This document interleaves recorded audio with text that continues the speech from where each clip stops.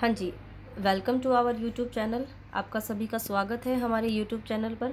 देखिए, आज हमारा साइंस का टेस्ट नंबर 2 हुआ था, तो हम बात कर लेते हैं इसकी सॉल्यूशन के बारे में। तो देखिए, हमारा यहाँ पे पहला क्वेश्चन आता है, who was discovered term histology, यानी हिस्टोलॉजी की जो टर्म थी वो किसने दी थी। तो अगर हम इस क्वेश्चन के आंसर की बात करें तो इसका हमारा जो आंसर रहेगा वो होगा मेयर, यानी मेयर ने बात की थी हिस्टोलॉजी की टर्म की। अगला क्वेश्चन आता है नंबर सेकंड। इसमें लिख रखा है भाई, what type of tissue act as bodies protective shield, यानी सुरक्षा की कवच का काम कौन करता है। अगर हम सुरक्षा की कवच की बात करें तो जाहिर सी बात है, हम इसमें याद रख सकते हैं कि ये काम करता है हमारा एपिथेलियल टिश्यू, क्योंकि एपिथेलियल के अंदर मेनली हमारा एग्जाम्पल आ जाता है स्किन, और स्किन बेसिकली क्या करेगा, हमारे यहाँ पर प्रोटेक्शन का काम करेगा। अगले क्वेश्चन की बात करें, क्वेश्चन नंबर 3 आता है, निम्नलिखित में से कौन सा उत्तक घाव भरने के लिए यानी हीलिंग वाउंड के लिए होता है।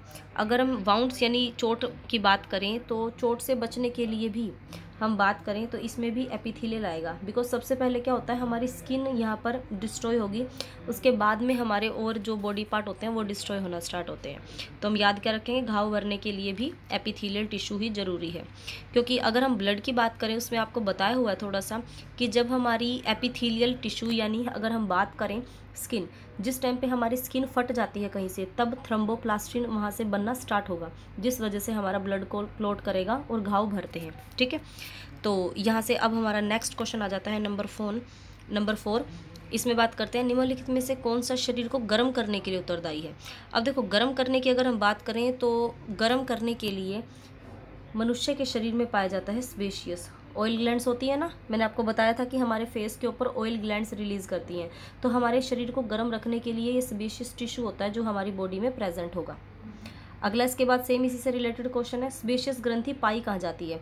अगर हम स्पेशियस ग्रंथि की बात करें तो ये पाई जाएगी हमारी जो एपिडर्मिस है उसकी, जो हमारी स्किन है उसकी डर्मिस लेयर के अंदर, यानी जो हमारी, मैंने आपको 2 लेयर बताई थी, एपिडर्मिस और डर्मिस की। एपिडर्मिस तो वो लेयर होती है जो हमारे एनवायरनमेंट के कांटेक्ट में होती है और जिसके ऊपर बाल पाए जाते हैं, लेकिन उसके नीचे जो पिंक कलर की होती है एक स्किन, वो होती है डर्मिस, और डर्मिस के पास ही सेबेशियस ग्रंथियाँ पाई जाएंगी। तो इसका ऑप्शन होगा भाई बी। नेक्स्ट की बात करते हैं, नंबर 6 क्वेश्चन आ जाता है हमारा। अब नंबर 6 क्वेश्चन की बात करें तो देखो, यहाँ लिख रखा है, which of the following type of atom is found in, यानी अगर एक ही प्रकार के परमाणु को जोड़ा जाता है तो उनसे क्या बनता है। अगर एक ही प्रकार के परमाणु बनाएंगे हम तो ध्यान रखना भाई, उनसे हम जर्नल चीज़ है यहाँ से निकाल लेते हैं हम नेचुरल तत्व को, यानी प्राकृतिक जो तत्व होते हैं, नेचुरल एलिमेंट्स होते हैं, वो जनरली एक ही प्रकार के परमाणु से मिलकर बने होते हैं। जैसे कि अगर हम बात करें कार्बन, तो सिर्फ उसमें कार्बन ही होगा और दूसरी चीज़ कुछ भी नहीं होगी। तो इस तरीके से हम एग्जाम्पल को याद कर सकते हैं। नेक्स्ट देखो, अगला क्वेश्चन आता है, 2 या 2 से अधिक शुद्ध पदार्थों के मात्र के विचार से एक निश्चित अनुपात के संयोग करने से बना पदार्थ क्या कहलाता है।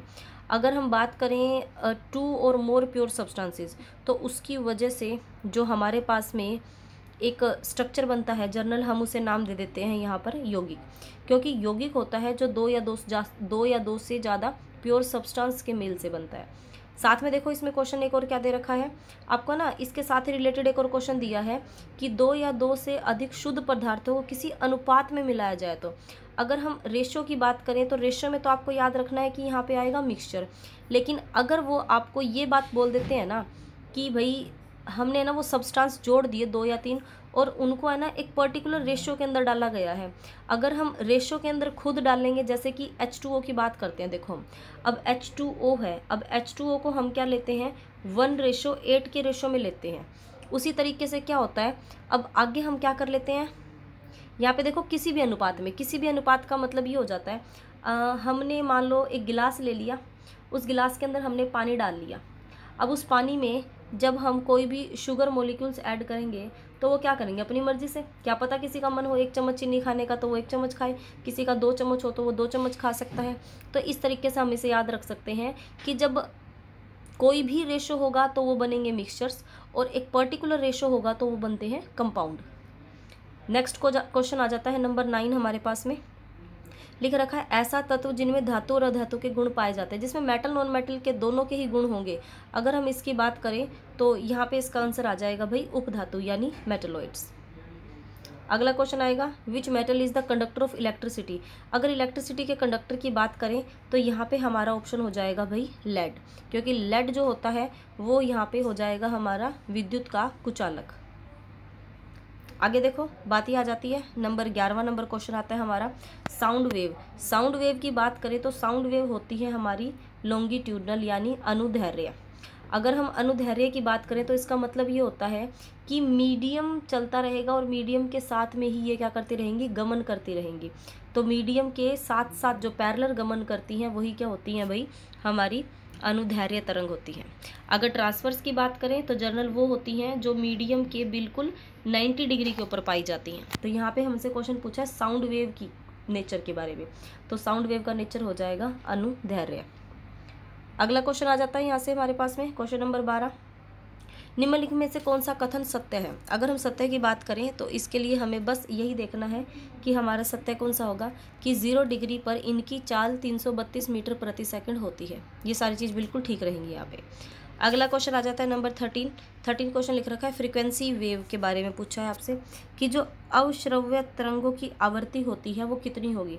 आवृत्ति की बात करें 3 पढ़ी हुई हमने कि एक 20 हर्ट्ज से कम होती है, एक 20 और 20,000 हर्ट्ज के बीच में होती है और एक 20,000 हर्ट्ज से ज़्यादा होती है।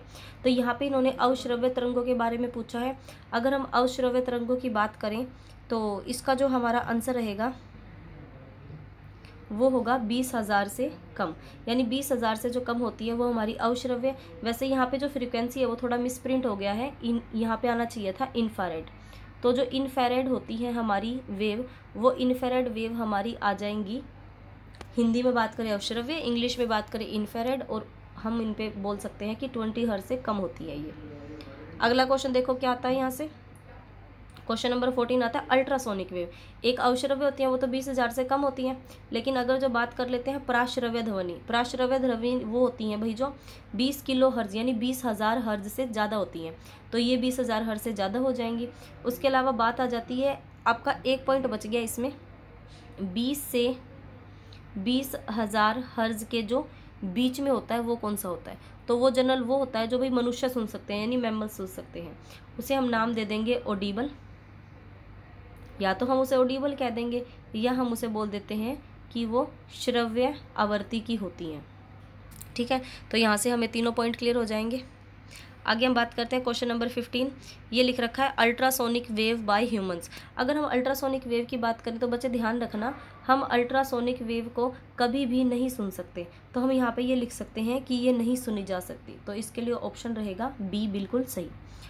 अगली बात आ जाती है यहाँ से क्वेश्चन नंबर 16 की, इसमें लिख रखा है पराश्रव्य तरंगों को सबसे पहले किसने सीटी बजाकर उत्पन्न किया था। अगर सीटी बजाकर उत्पन्न वाली बात पूछी जाए तो वो आएगी भाई गाल्टन। तो गाल्टन एक साइंटिस्ट थे, उन्होंने इसके बारे में पहले डिस्कवरी की थी। देन नेक्स्ट आ जाता है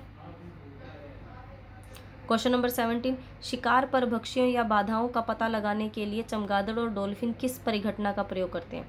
अब देखो जैसे मतलब डॉल्फिन और चमगादड़ को क्या है, कुछ भी चीज़ का प्रीडेटर या मतलब शिकार को पकड़ने से पहले ही उन्हें उन चीज़ों का आभास हो जाता है। तो उस आभास के लिए जर्नल यहाँ पे पूछा ये गया है कि उन्हें कैसे इस चीज़ का पता लगता है, तो उन्हें कैसे पता लगेगा, प्रतिध्वनि का निर्धारण। यानी क्या होता है, अगर डॉल्फिन हो या कोई चमगादड़ हो तो एयर या पानी के अंदर जो भी मूवमेंट होंगी उस मूवमेंट की अपोजिट रिएक्शंस जाती है ध्वनि के रूप में यानी प्रतिध्वनि के रूप में उनके बॉडी स्ट्रक्चर तक, जिस वजह से वो इन चीज़ों को बता पाते हैं। तो क्वेश्चन नंबर 17 का ऑप्शन रहेगा डी बिल्कुल ठीक, प्रतिध्वनि का निर्धारण। अगला क्वेश्चन आ जाता है नंबर 18, कीड़ों और हानि पहुंचाने वाले तत्वों को घर से दूर भगाने के लिए प्रयोग में लाया जाता है। अगर हम इनकी बात करें तो इनको दूर भगाने के लिए क्या करेंगे, अल्ट्रासोनिक वेव का प्रयोग करेंगे।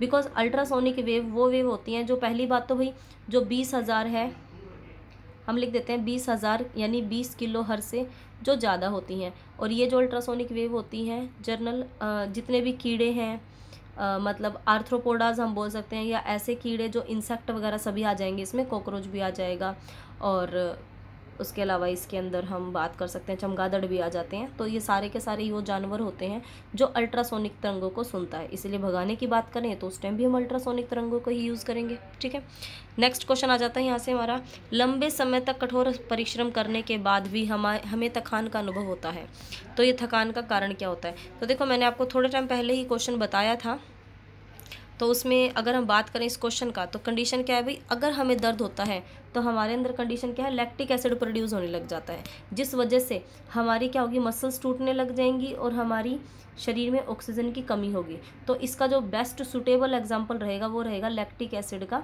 संचय। नेक्स्ट क्वेश्चन आ जाता है यहाँ से हमारे पास में क्वेश्चन नंबर में 20। अब क्वेश्चन नंबर 20 की बात करें, how many amino acids are required to make protein.